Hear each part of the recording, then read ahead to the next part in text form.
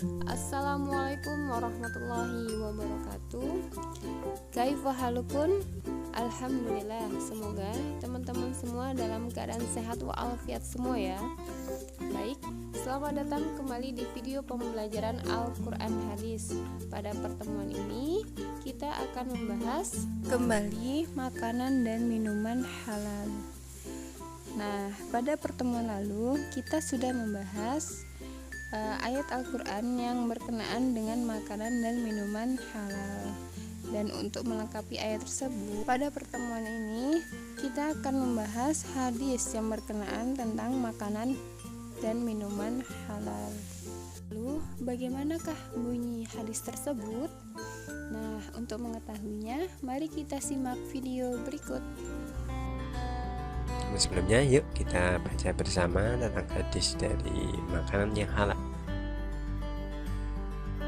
An Abi Hurairah radhiyallahu anhu qala Rasulullah sallallahu alaihi wasallam, innallaha ta'ala thayyibun la yaqbalu illa thayyiban wa innallaha amaral mu'minina bima amara bihil mursalina faqala ya ayyuhar rusulu kulu minat thayyibati wa'malu sholihan wa qala ta'ala ya ayyuhalladzina amanu kulu min thayyibati ma razaqnakum thumma dzakara ar-rajula yudillu safara ash'atha aghbara yamuddu yadayhi ila samai ya rabbi wa mal'amuhu haramun wa malbasuhu haramun wa ghudhiya bi harami fa anna yustajabu lahu. Ini merupakan salah satu hadis Arba'in, yakni yang nomor ke-10. Terjemahnya dari Abu Hurairah radhiyallahu anhu, dia berkata Rasulullah sallallahu alaihi wasallam bersabda, Allah subhanahu wa ta'ala maha baik dan tidak menerima kecuali yang baik-baik saja. Dan sungguh Allah subhanahu wa ta'ala telah memerintahkan kepada orang-orang yang beriman sebagaimana dia telah memerintahkan kepada para rasul. Maka Allah berfirman, wahai para rasul, makanlah dari yang baik-baik dan beramallah yang soleh. Sementara kepada orang-orang yang beriman Allah berfirman, wahai orang-orang yang beriman, makanlah dari kebaikan apa yang telah kami berikan kepada kalian sebagai rezeki. Kemudian Nabi Muhammad SAW menyebutkan ada seorang pria yang melakukan perjalanan jauh, pakaiannya kusut dan berdebu. Dia mengangkat tangannya ke langit mengatakan, wahai Tuhanku, wahai Tuhanku, sementara makanannya haram, minumannya haram, makanan tambahannya atau bekalnya juga haram, maka bagaimana orang tersebut bisa dikabulkan doanya? Hadis riwayat Muslim. Nah, itu tadi tentang hadis dari perintah memakan makanan yang halal. Nah, bagaimana penjelasannya? Mari kita analisis bersama. Hadis ini diriwayatkan oleh Imam Muslim radhiyallahu anhu. Beliau meriwayatkan dari Abu Hurairah radhiyallahu anhu. Abu Hurairah merupakan sahabat Nabi Muhammad SAW yang meriwayatkan hadis yang ke-9 juga. Dan beliau meninggal pada tahun 59 Hijriah dan merupakan sahabat penuntut ilmu dan sahabat dengan riwayat hadis yang paling banyak, di mana jumlah riwayat beliau melebihi 5.000 hadis. Jadi hadis yang berasal dari beliau tidak perlu diragukan lagi akan kevalidannya, kesohihannya atau kebenarannya. Mari kita pecah-pecah dulu untuk penjelasan hadis yang sangat panjang tadi.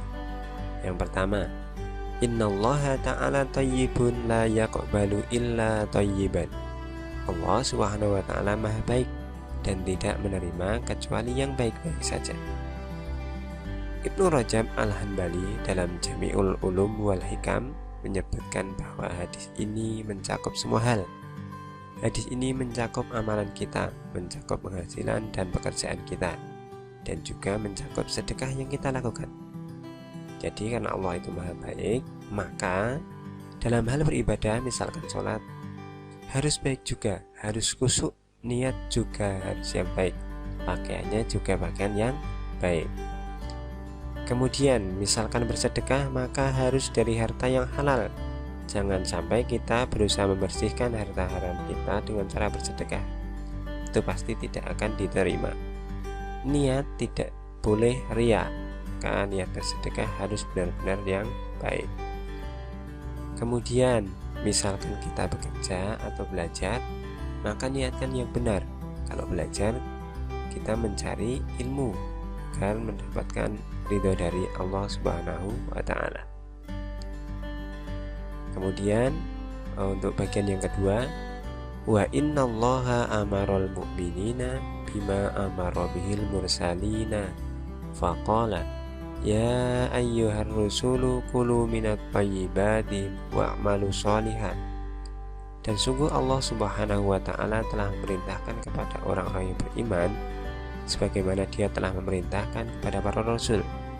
Maka Allah berfirman, wahai para rasul, makanlah dari yang baik-baik dan beramalah yang soleh. Perintah ini merupakan perintah kepada para rasul yang juga mengikat kepada orang-orang yang beriman. Jadi tidak hanya kepada para rasul saja ya. Dari perintah tersebut mengindikasikan bahwa makanan-makanan yang baik akan berpengaruh pada amal-amal soleh yang dilakukan. Jika amal soleh ingin diterima, maka makanan yang kita makan haruslah kita perhatikan. Jangan sampai tercampur dengan hal-hal yang haram.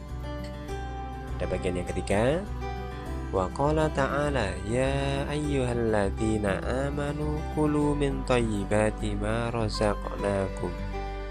Sementara kepada orang-orang yang beriman, Allah berfirman, wahai orang-orang yang beriman, makanlah dari kebaikan apa yang telah kami berikan kepada kalian sebagai rezeki. Allah telah memberikan banyak rezeki dan karunia kepada seluruh umat manusia tanpa kecuali. Namun Allah mengingatkan kepada orang-orang yang beriman atau yang mengaku beriman untuk memakan makanan yang baik atau yang halal saja dari rezeki tersebut. Hal ini merupakan bentuk rasa syukur atas karunia yang diberikan dan agar menjaga orang-orang mukmin dari kerusakan yang diakibatkan makanan-makanan yang tidak baik atau haram. Kemudian pada bagian yang terakhir, Rasulullah ini menjelaskan sebuah kisah. Summa dzakara rajulu yutillu safara asy'ata aghbara yamuddu yadayhi ila samai ya rabbi ya rabbi wa mad'amuhu haramun wa malbasuhu haramun wa ghudhiya bil harami fa anna yustajabu lahu. Kemudian Nabi Muhammad SAW menyebutkan ada seorang pria yang melakukan perjalanan jauh. Pakaiannya kusut masai dan berdebu. Dia mengangkat tangan ke langit mengatakan, wahai Tuhanku, wahai Tuhanku. Sementara makanannya haram, minumannya haram, makanan tambahannya juga haram. Maka bagaimana orang tersebut bisa dikabulkan doanya? Nah, pada kisah tersebut Rasulullah menceritakan tentang seorang musafir. Saat musafir atau orang dalam perjalanan, ini merupakan salah satu waktu doa diijabah atau diabulkan. Jadi kalau kita dalam perjalanan jauh dengan tujuan yang baik, kita berdoa apapun, insya Allah derajat pengabulannya lebih tinggi.